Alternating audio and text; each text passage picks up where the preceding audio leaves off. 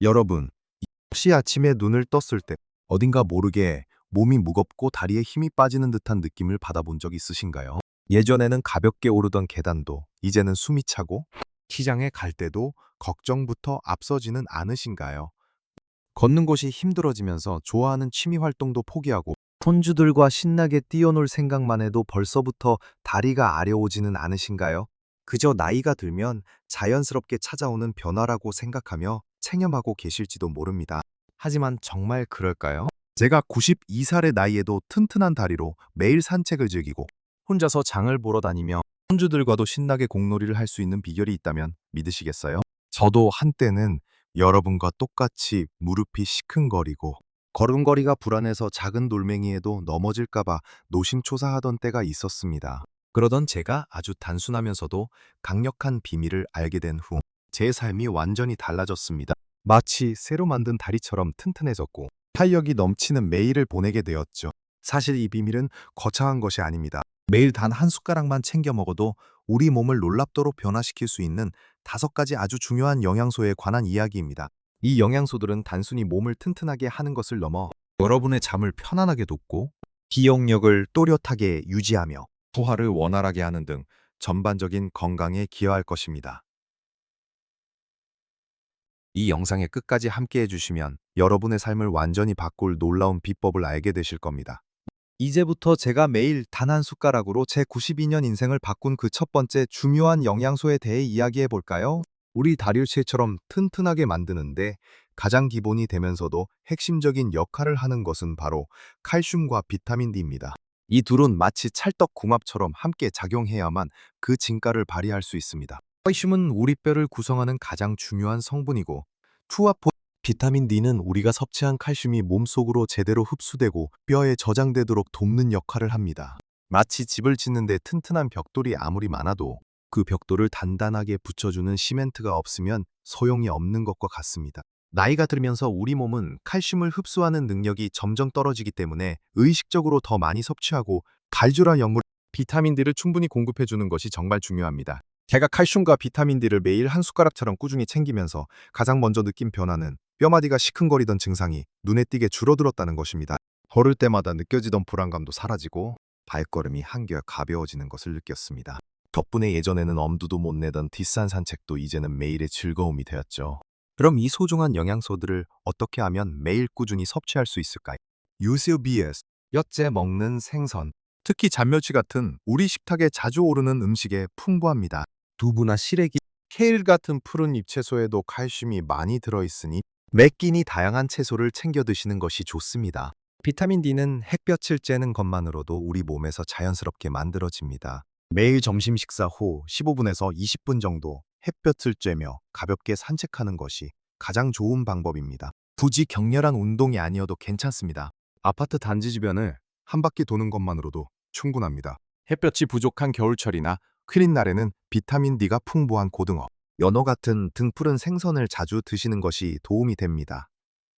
자, 이제 두 번째로 제가 쇠다리의 비밀이라고 부르는 영양소는 바로 단백질입니다. 아마 많은 분들이 단백질 하면 젊은 사람들이 근육을 키우기 위해 먹는 것이라고 생각하실지도 모릅니다. 하지만 나이가 들수록 단백질은 젊었을 때보다 훨씬 더 중요해집니다. 우리 몸의 근육은 나이가 들면서 자연스럽게 줄어들게 되는데 이것을 근감소증이라고 부릅니다. 근육이 줄어들면 다리에 힘이 없어지고 균형 감각이 떨어져서 쉽게 넘어질 수 있으며 넘어져도 골절로 이어지기 쉽습니다. 단백질은 단순히 근육을 만드는 것을 넘어 우리 몸의 면역력을 높여주고 상처 회복을 돕고 에너지를 내는데도 필수적인 역할을 합니다. 제가 90대에도 이렇게 활기차게 움직일 수 있는 것도 매일 꾸준히 단백질을 챙겨 먹는 습관 덕분입니다. 제가 겪은 가장 큰 변화는 바로 힘든 계단 오르내리기가 한결 수월해지고 오래 걸어도 다리가 덜 피로해진다는 점이었습니다. 예전에는 장보고 집에 오는 길이 천리길 같았는데 이제는 양손 가득 짐을 들고도 가뿐하게 집에 돌아올 수 있게 되었죠. 그럼 단백질을 어떻게 하면 매일 충분히 섭취할 수 있을까요? 식물성 단백질과 동물성 단백질을 골고루 섭취하는 것이 가장 좋습니다. 동물성 단백질은 살코기, 생선, 계란, 우유 등에 풍부하고 식물성 단백질은 콩, 두부, 버섯, 견과류 등에 많이 들어 있습니다. 매 끼니마다 손바닥 크기만큼의 단백질 음식을 챙겨 먹는 것을 목표로 삼아 보세요. 아침 식사로는 계란찜이나 두부부침, 점심에는 고등어나 닭가슴살을 넣은 식사를. 얼개치공구즘에 저고라 먹게 요이에 간식으로도 우유 한 잔이나 삶은 계란 하나, 혹은 한 줌의 견과류를 드시는 것이 큰 도움이 됩니다. 단백질 섭취는 한 번에 많이 먹는 것보다 하루 3끼에 걸쳐 꾸준히 나누어 섭취하는 것이 몸에 더 효과적입니다. 칼슘, 비타민 D, 그리고 단백질을 꾸준히 챙기는 것만으로도 여러분의 다리는 훨씬 더 튼튼해지고 활력을 되찾을 것입니다. 이제 다음으로 우리 몸에 숨겨진 보석 같은 영양소들에 대해 이야기해 볼 차례입니다. 자, 이제 세 번째로 우리가 간과하기 쉽지만 우리 몸의 활력과 다리 건강에 결정적인 영향을 미치는 영양소, 바로 마그네슘에 대해 이야기해 볼까요? 마그네슘은 우리 몸의 300가지가 넘는 효소 반응에 관여하며 신경과 근육 기능, 혈압 조절, 건강 유지에 필수적인 미네랄입니다. 특히 나이가 들면서 밤에 다리에 쥐가 자주 나거나 이유 없이 몸이 피곤하고 무기력하게 느껴진다면 마그네슘 부족을 의심해 볼 필요가 있습니다. 제가 마그네슘을 꾸준히 챙기기 시작하면서 가장 놀랐던 것은 매일 밤 저를 괴롭히던 다리 경련이 사라졌다는 점입니다. 밤새 다리가 저리고 쥐가 나서 잠을 설치는 날이 많았는데 마그네슘을 섭취한 후로는 숙면을 취할 수 있게 되었고, 아닌 그렇 다음 날 아침 훨씬 더 개운하고 활기찬 기분으로 하루를 시작할 수 있게 되었습니다.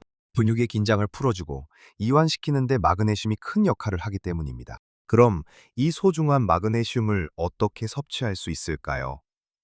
마그네슘은 녹색 잎채소, 예를 들면 시금치나 케일, 다시마, 미역 같은 해조류에 풍부합니다. 또한 견과류 아몬드, 키슈나, 치안유 호박씨, 해바라기씨, 통곡물 현미, 그 이름 콩류에도 많이 들어 있습니다. 식사하실 때 시금치나 다시마 반찬을 자주 드시고 간식으로 견과류 한 줌을 챙겨 드시는 습관을 들이는 것이 좋습니다. 현미밥이나 잡곡밥을 드시는 것도 마그네슘 섭취량을 늘리는 좋은 방법입니다. 매일 한 숟가락처럼 꾸준히 마그네슘을 챙기시면 여러분의 다리는 훨씬 더 편안해지고 퍼질 것입니다. 다음으로 네 번째 영양소는 오메가3 지방산입니다. 오메가3는 흔히 좋은 기름이라고 불리는 우리 몸의 염증을 줄여주고 우리 관절 건강을 지키며 심혈관 질환 예방에도 도움을 주는 등 정말 다양한 역할을 합니다. 나이가 들면서 무릎이나 허리 관절이 쑤시고 아픈 것은 흔한 일입니다. 이러한 관절 통증의 주요 원인 중 하나가 바로 염증입니다. 오메가3는 우리 몸속의 만성염증을 줄여주는 데 탁월한 효과가 있어 관절 통증을 완화하고 유연성을 높이는 데 도움을 줍니다. 제가 오메가3를 꾸준히 섭취하면서 가장 기뻤던 변화는 바로 무릎 통증이 확연히 줄어들었다는 점입니다. 예전에는 오래 걸으면 무릎이 시큰거려서 걷기가 두려울 때도 있었는데 이제는 훨씬 더 가볍게 움직일 수 있게 되었고, 아침에 일어났을 때 느껴지던 관절의 뻣뻣함도 많이 줄어들었습니다. 오메가3가 풍부한 대표적인 식품은 바로 등푸른 생선입니다. 고등어, 꽁치, 참치, 연어 같은 생선을 일주일에 두세 번 이상 섭취하는 것이 좋습니다. 생선을 싫어하신다면 들기름, 아마스, 호두 같은 식물성 오메가3 공급원을 섭취하는 것도 좋은 방법입니다. 나물 무칠 때 들기름을 넉넉히 넣거나 간식으로 호두를 몇 알 챙겨 드시는 것도 좋습니다. 오메가3를 꾸준히 섭취하시면 관절이 편안해져서 여러분의 세 다리가 더욱 자유롭게 움직일 수 있도록 도와줄 것입니다. 마지막으로 다섯 번째 영양소는 비타민 K2입니다. 비타민은 아직 많은 분들에게 생소할 수 쇠다리를 만드는 데 있어 정말 중요한 숨겨진 영웅이라고 할 수 있습니다. 비타민 K2는 우리가 섭취한 칼슘이 뼈로 정확하게 이동하도록 돕고 동맥이나 연골처럼 칼슘이 침착되면 안 되는 곳에는 쌓이지 않도록 막아주는 역할을 합니다. 즉, 칼슘을 제자리로 보내는 택배 기사와 같다고 생각하시면 이해하기 쉽습니다. 첫 비타민 K2가 부족하면 칼슘이 엉뚱한 곳에 쌓여 혈관을 딱딱하게 만들거나 관절의 석회화를 일으킬 수 있습니다. 제가 이 비타민 K2의 중요성을 알게 된 후부터는 매일 빠짐없이 챙기고 있습니다. 이 고랭 비타민 K2를 꾸준히 섭취하면서 저는 다리 근육뿐만 아니라 뼈 자체가 더욱 단단하고 건강해지는 느낌을 받았습니다. 예전에는 혹시 넘어지기라도 하면 크게 다치지 않을까 하는 불안감이 있었는데 이제는 그런 걱정이 훨씬 줄어들었습니다.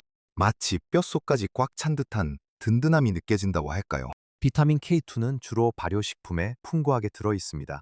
서양에서는 특정 종류의 치즈나 낫또에 많이 들어있다고 알려져 있지만 우리 식탁에서는 청국장과 같은 발효 콩식품에서 비타민 K2를 섭취할 수 있습니다. 또한 김치와 같은 발효 채소에도 소량 포함되어 있으며 여과나니모, 아니나 계란 노른자, 일부 유제품에도 들어 있습니다. 매일 청국장찌개를 드시거나 다양한 발효식품을 식단에 포함시키려고 노력해보세요.